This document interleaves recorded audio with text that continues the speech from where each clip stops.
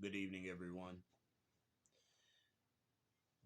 How today started off, I was looking on the Black Bulma page on Instagram, BLAVKBULMAA, and she posted what was published from said studio is that Mr. Akira Toriyama passed at age 68 from a subdermal hematoma. One of the biggest names to ever do it has left the planet, people. And I know a lot of fans are speaking on it. I'm going to be another one of those to speak on it, how he inspired me as a fan to take that next step in becoming a colleague, in becoming a graphic novelist, anime writer, animation executive producer myself.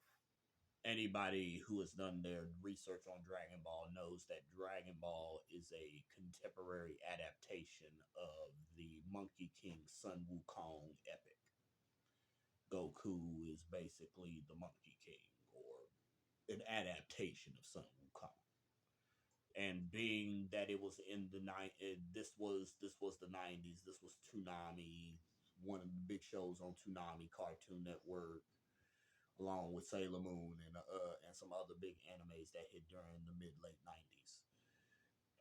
At the same time, Dragon Ball was just on its own level, and the one of the biggest plot,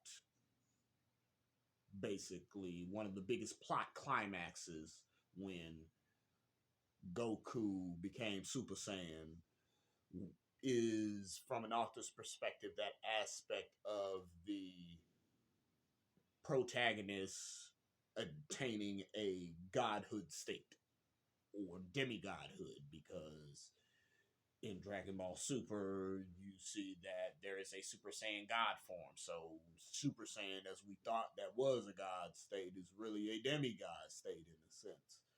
So, and you see this throughout various mythologies. Well, not in a sense of way Dragon Ball put it. At the same time, the demigodhood of the protagonist, that's been going on throughout the various mythologies and various stories, and even the contemporary Western as well as Eastern going on. And that was that big plot breakthrough for me. Just the power, the plot that is the Super Saiyan inspired me to do my own story. One of my own stories back in the fourth, fifth grade, early 2000s, that was very Dragon Ball inspired. And one of the big plot elements that I wanted to put was the power element. And yes, that's the power development element, how is a great version of how a protagonist, you develop a protagonist. So that is my first story. I consider it my magnum opus, even though I will have a universe of stories that will be the story that I would want to be remembered by as Akira Toriyama.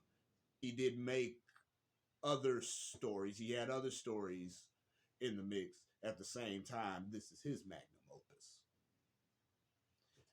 And I give you my virtual flowers, Mr. Toriyama. One day, when I'm on my level, as you was on yours, I'll visit your headstone and put a pin on it. Peace out, y'all. Rest in peace.